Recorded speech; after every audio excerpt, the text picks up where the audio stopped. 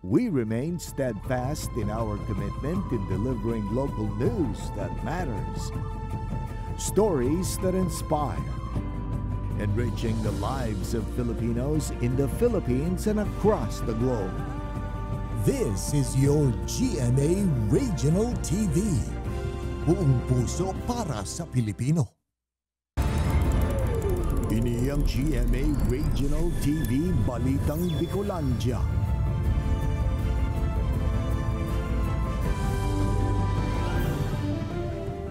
Diyos marhay na hapon mga kapuso, unina ang Balitang Bicolandia. Hatod miyan pinakadarakula asin pinakabagong mga bareta sa Kabikolan. Kami ang tropa nin katotohanan, mahatod nin mga baretang mayong pigkikilingan, mayo nin pigpoprotehiran. Live halidigdi sa GMA Complex sa Naga City, ako po si Kate Dalovieres. Pagbaba kan water production kan apat na spring water sources kan MNWD, nanotaran sa nakalihis na mga bulan. Insidente maitatakod na subuot sa epekto kan El Nino. Ini asin iba pang detalya aramunta kay Chris Novello. Sa laog nin pirang bulan nanotaran kan Metropolitan Naga Water District ang pagbaba kan water production sa saindang apat na spring water sources. Sa datos kan opisina, base sa daily production kan spring water sources kan Anayan, Asupre, Kalinisan asin Romangarap, puon bulan ning Marso hasta Setyembre, nagbabain ni haros 5,570 cubic meters. Tremendous po yung binaba niya over the 3 months period. Halos katumbas kayan mga 4 hanggang 5 na pumping stations. Ang namamati ang pagbaba sa water production sa apat na spring sources kan MNWD ang pwede subot maikonektar sa epekto kan El Nino. Ang apat na spring sources na ini, 30% kan water source kan MNWD, bantang tadang 70% ang kinukuha sa 30 pumping stations, alagad 26 na mga ini ang nagagana. Ning huli subot sa halangkaw na demand sa tubig durante kan Peña Francia Fiesta, kung kaano dugangan ng operasyon kan mga pumping stations, kung kaano ba sa mga ini ang nagka-problema. Duwa kitang apat na down na pumping stations, si Kanakman, 20 LPS, si Grandview 10 LPS, si San Felipe 2 10 LPS, and si Pacul 2 20 LPS.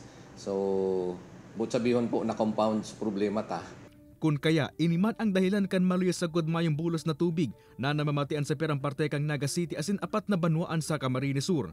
Sa banwaan ning Kanakman, haros sarong bulan naman na dain nagagana ang pumping station huli sa maating tubig. Ang water refilling station na ini, nagagamit na nin water pump sa saindang operasyon, nga isa na magkusog ang bulos kan tubig na nagbubulos sa saindang gripo. May diamond route and day route si Kuyan, makusog. Dawa dayo maggamit pump, may nagalog na tubig. Kaya ngunyan, nagamit kami yung pump. Iyo po, pati si deliver me, nadidelay. Sa ibong kaini pinaghihinguwaman kan MNWD na masolusyonan, lalo na ang pag-irahe sa mga down kaini mga pumping station. Hagad man kan opisina ang pag-intindi kan mga konsumidor, kasabay kan pangapoda na magtipid sa paggamit nin tubig. Kaibanan si Carlo Abunita, Chris Novello, Balitang Bicolandia.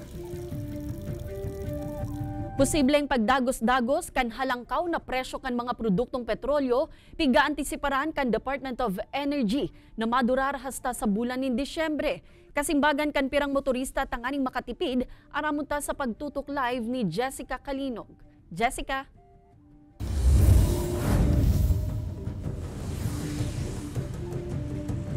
Kate, makalis ang liwat na implementasyon in oil price hike ngunya na semana. Ang presyo kan mga produktong petrolyo nagihiro na sa 68 hasta 74 pesos kada litro. Ang siringani kaini na presyohan kan mga produktong petrolyo posible subuot na magdurar pa o magtinir na siring kaini hasta sa katapusan kan taon sigon sa Department of Energy.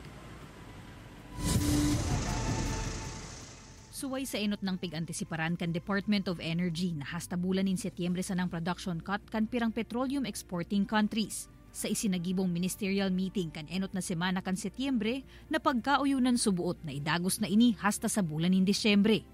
Kaya sigon sa Department of Energy Oil Industry Management Bureau, posibleng maglawig asin magtinir na halangkaw ang presyo kan krudo asin gasolina sa nasyon hasta sa katapusan kan taon. Hindi naman tuloy-tuloy na pag-increase pero yung kataasan na price, hindi po tayo babalik dun sa dati na nandun na lang po tayo sa 58, 57 ang gasolina. Yung ngayon nasa 71 na po ang gasolina. So ang sinasabi ko baka diretso po na nandyan tayo medyo may kataasan hanggang end of the year. Kung iyan mangyayari, magiging dakulang kawaran subuot ini para sa paghahanap buhay kan 44 anyos na si Tatay Solomon kan Milaor, Camarines Sur. Limit lang po ang dalagan may. Kung saan man lang po kami magkakuta, yun na lang. Dati nakakambot akong San Fernando. Tulong motorsiklo man ang pagsadiri kan pamilya ni Don kan Banwaan in Pili. Alagad anom na bulan na ang nakakalihis kan ipabakal na sa nanindaan saro sa mga ini asin maglipat na sa paggamit nin e-bike. Bukod po kaya sa dahil na kami sa gasolina, mas makakatipid ka po kaya digdi. Haros day man subuot mati ang konsumo sa kuryente kan pag-charge nin e-bike. Sarong importanteng inisyatibo nga ni daan pag-manufacture nin hybrid o pure electric vehicle kan mga car company sa nasyon. Magayon subuot ining alternatibo sigun sa Department of Energy, hininhuli ta pag-abot sa lado kan kuryente. May dikit na magiginibuan gobyerno sa paagi kan Energy Regulatory Commission. Meron control na konti doon sa value chain. Kaya medyo may pagka-stable ng meron tayong inaangklahan na paraan para maging stable yung price. Whereas dito sa oil, wala talaga deregulated talaga 'to .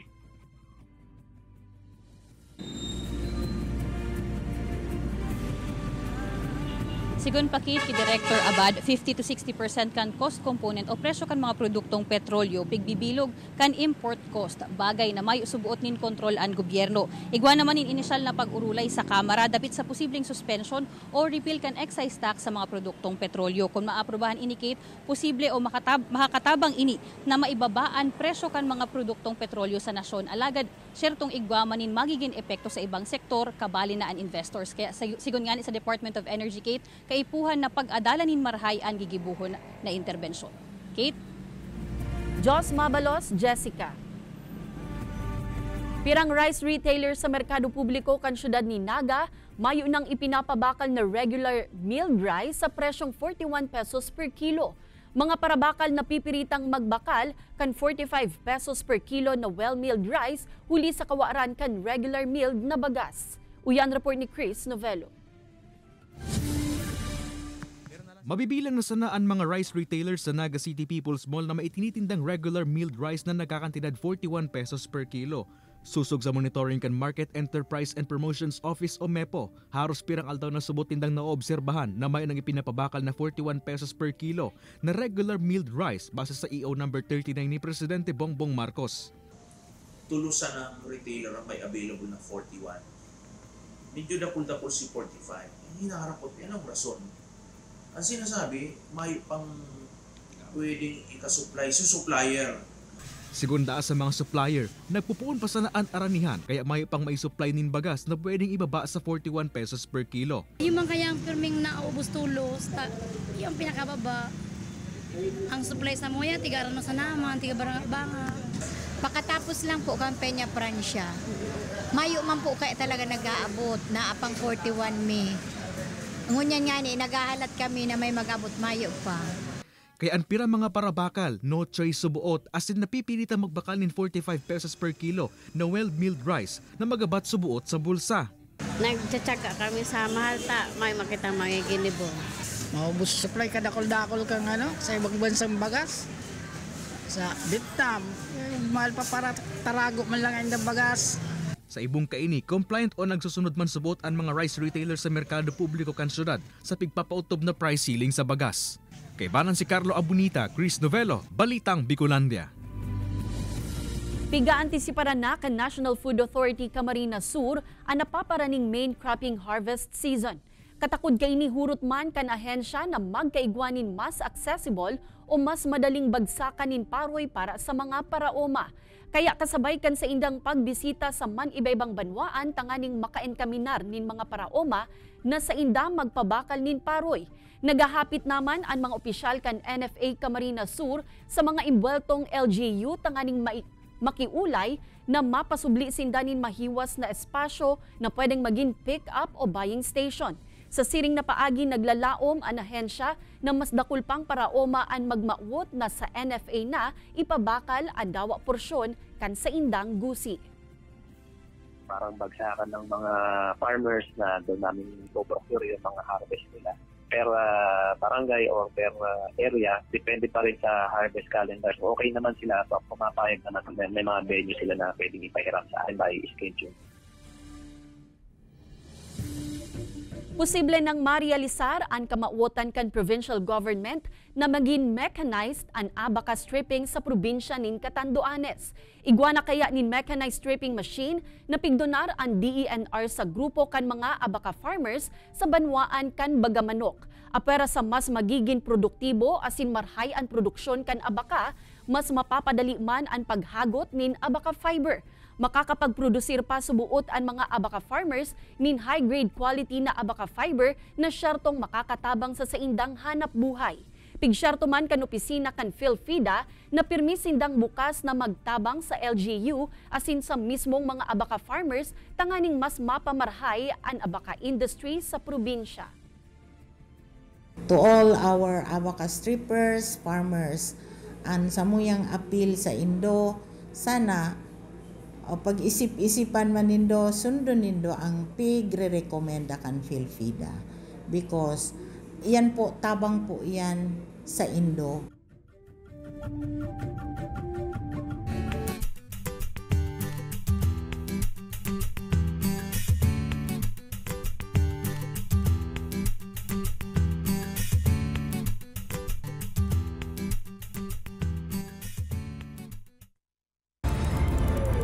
Ini ang GMA Regional TV Balitang Bicolandia. Ini ang GMA Regional TV Balitang Bicolandia.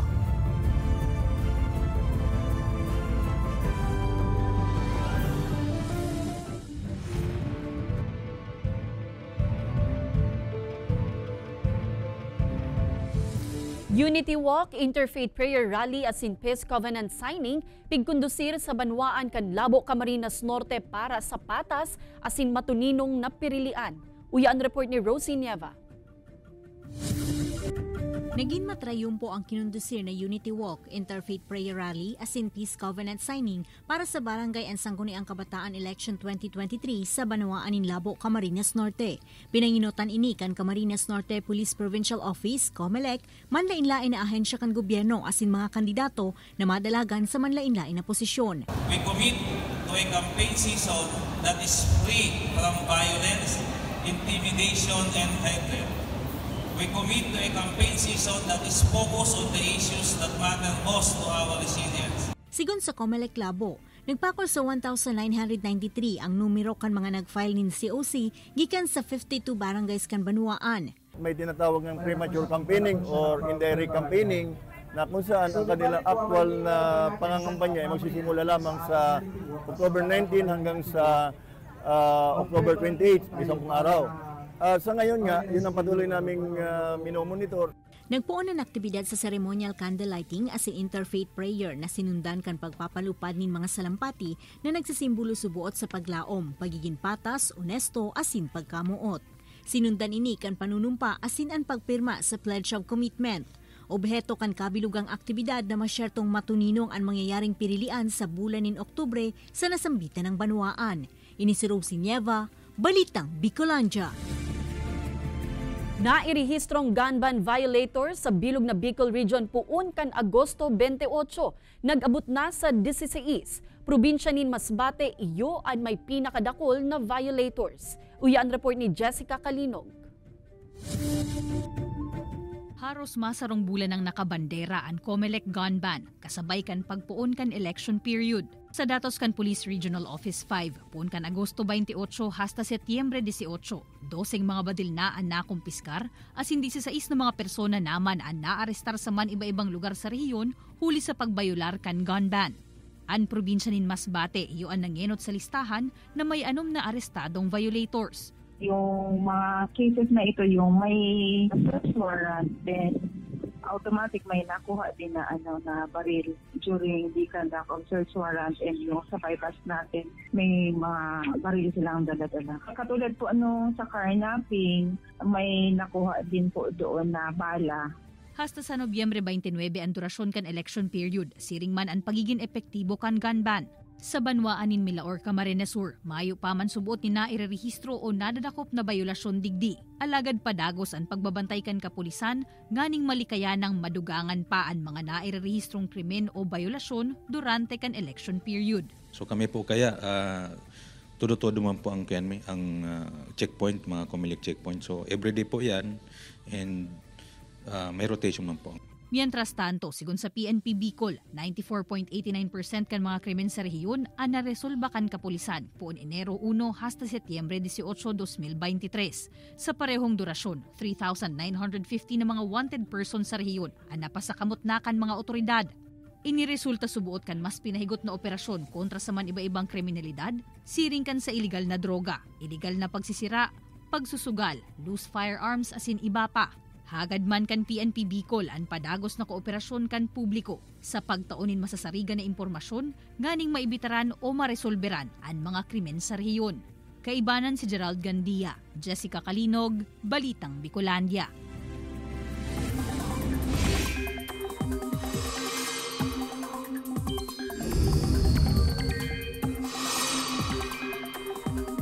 Mga kapuso, nagtitinir na mayong epekto ang habagat kaya mainit asin maarasahas ang panahon sa pirang parte kan nasyon, alagad may mga lugar na posible pang uranon. Apektado pa kan Intertropical Convergence Zone o ITCZ ang Mindanao, mantang may chance man in localized thunderstorms sa iba pang parte kan nasyon. Basado sa datos kan Metro Weather, posibleng uranon pa ang pirang parte kan Bicol Region, kaibanan ang Camarines Sur, Albay, asin Masbate, kung saan may chance nin heavy rains. May mga pag-uran man sa Catanduanes, Sorsogon, asin sa natatadang parte kan Kabicolan. Posible man ang pag-uran sa iba pang parte kan Luzon, maging sa Visayas, asin dakulang parte kan Mindanao.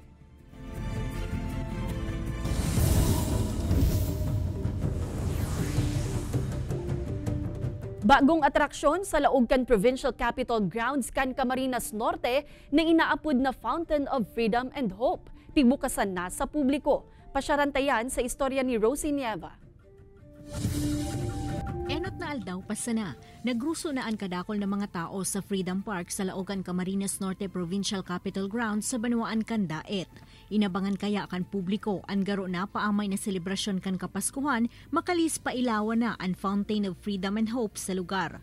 Masaya po para sa mga bata hanggang sa mga matanda. Po, sobrang nakaka-proud din na naisip po ng provincial government na magkaroon ng fountain din. Kung merong mga taong gustong bumisi sa Daet, may busita po sa Daet, mas nakaka-attract po siya, dagdag po sila sa kita ng Daet kung tutuusin po. Bakusan na sarong simpleng fountain ang pigbugtak sa lugar. Ikinaugma kaya kan publiko ang paiba-ibang hiro kan tubig digdi na sigon sa gobernador. Kada hiro kan tubig anigwaning katampad na simbolo. At mapapansin nyo mamaya yung galaw ng tubig. Because water signifies progress, signifies vigor, signifies purity. Apora sa mismong fountain, nagtaong buhay pa sa kapalibutan ang mga ilaw na mahihiling sa mga puonin kahoy. Positibo man ang mga otoridad na maserbi ining bagong atraksyon sa probinsya na mapauswag bakusa na sa turismo, alagad maging sa ekonomiya. Ini si Rosie Nieva, Balitang Bicolandia.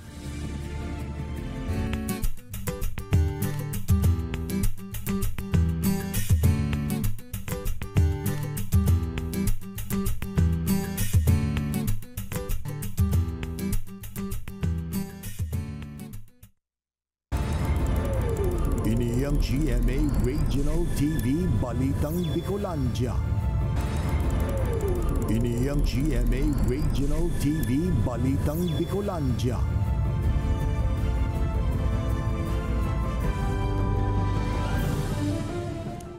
Labis ang gatos ng mga senior citizen asin health workers ang libreng nabakunahan nin anti-flu o influenza vaccine kan DOH Bicol na ginibo sa Healthy Lifestyle Complex sa probinsya nin Albay. Ang nasambitan ng aktibidad parte kan pagpreparar sa flu season kung saan ang mga igwang maluluyang immune system ang kadaklan na pigtatamaan nin helang.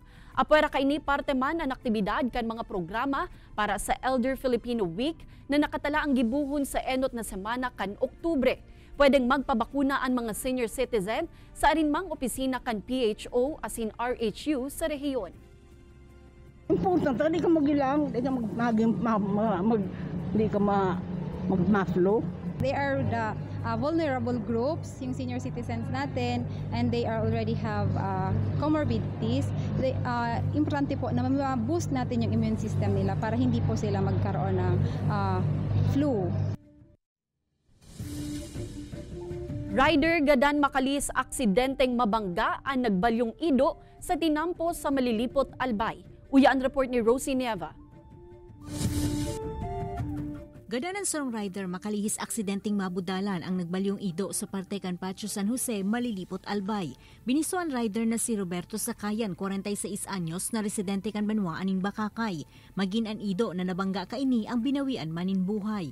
Pigtutubod ang marikas ang padalagan kan motorsiklo, rason para dai na ini nakapreno, asinali kayan kuta na ang nasambitan ng Ido. Kang pag-abot niya doon sa place of incident, binabangga daan ni pong ayam, and medyo makusugong po gayud sa impact. Kaya naka-helmet pa yun, sir, pero grabe sublad talaga na nag-ano sa iya. Mautman kan pamilya kan biktima na masusugan may sadiri kan Ido nganing maski papano mahagadanin danin tabang huli sa nangyari. Pinurbaran man kan pulisya na hanapon ang may sadiri kan Ido, alagad mayo na subuot nagtutuga sa mga residente sa lugar. Nangapudan po ako kung sisay may ang sadiri katong ayam na naging dahilan kang pag-aksidente kan sa Kuyang Bayaw. Sana magpailing naman po, asin magtabang maning maski kadikit man lamang. Pinapakihuron mi po na ang ayam dahil man sa diring isip.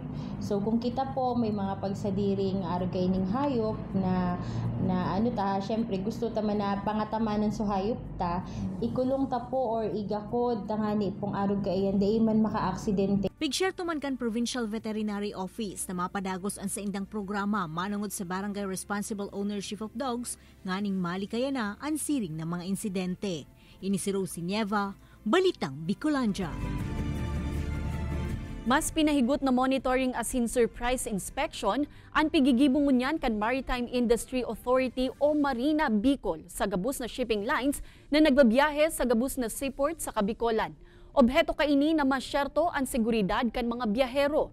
Sigun sa Marina, obligasyon kan shipping lines na i-renew ang sa indang mga lisensya arug kan safety certificates. Apara kaini dapat na kumpleto ang gamit sa life-saving devices sa laug kan barko tanganing may magagamit ang mga pasahero sa oras nin emerhensya o anuman na maritime incidents. Sa ngunyan nagpaluwas naman nin abiso asin pagirumdum ang Marina sa mga shipping lines como preparasyon sa long weekends o holidays sa mga masunod na semana. That's a standing policy of Marina, and that's a standing obligation of the ship ownership operators. Hindi lang ano po yan. To ensure that all their ships are seaworthy. Maprosesong paggibonin tradisyonal na parol, ipigheras kan sarong nagenyo na nagtitinda kaini sa Naga City People's Mall. Kung gurano na ang parol, ngunyan na 17 bulan na sana antes ang Pasko, aramunta sa report ni Chris Novelo. 96 dias na sana, Pasko na! Sa Paskong Pinoy dahil nawawaraan mga parol na kadala sa mahiling na nakadekorasyon sa mga harong, malls as iniba pang establishmento. Kaya ang tindahan na ini sa Naga City People's Mall, nagpuon naman na mag-ibo asin mag-display nin mga panindang tradisyonal na parol. Sigun kay Evangeline, bulan pa sa nasubot nin Agosto, may mga nagpapakomisyon asin order na sa iya nin bultuhang parol. Basta po ang star ko dyan na nagibo na sa 2,500 na pidasong star. Arog kan ibang dekorasyon, bako madali ang paggibo kay ini. Ulat ay inaabot subot si Evangeline Hastabanggi sa paggibo kan sa iyang mga parol.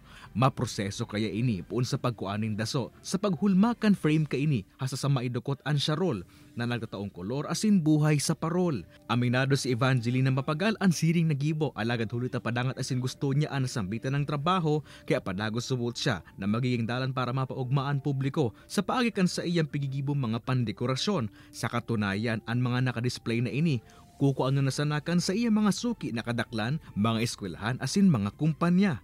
Love and compassion. Digdi ko pigtuon para mawara itong stress ko. Nag-agi sa kuya. Kaya pigtuon ko si oras ko. para makagibo akong parol. Sangon yan, nasa 50 pesos ang presyo kan kada pidaso kan tradisyonal na parol sa tindahan ni Evangeline alagad mantang paparani ang kapaskuhan. Posible pa subot na maghiro pa ang presyo kaini. Kaya ang pira niya tong kapuso. Daw harayo pa ang kapaskuhan, pwede na subot magbakal nin parol mantang barato pa. Siguro po sa mga next week pa po. Siguro, iyo po. Kay Baan si Carlo Abunita, Chris Novelo, Balitang Bicolandia. Mga kapuso, 96 days na sana, Pasko na. Madadalan ang episode niya ini asin iba pang pinakahuring lokal na bareta sa official website kan GMA Regional TV, www.gmaregionaltv.com. Pwede man kamong magbisita sa samuyang official YouTube channel, GMA Regional TV asin i-click ang subscribe button para sa pinakamaiinit na bareta hale sa man-ibaybang rehiyon. Mabalos sa mga kapusong Bicolanong nagantabay, maging sa mga kapuso nyato abroad, ninhulita sa GMA Regional TV, Local News Matters. Asin yan ang pinakadakula asin mainit na bareta sa Kabicolan. Ako si Kate Dalovieres. Kami ang GMA Regional TV Balitang Bicolandia, bilog na puwersa para sa mas dakulang misyon asin mas mahiwas na pagserbi sa nasyon.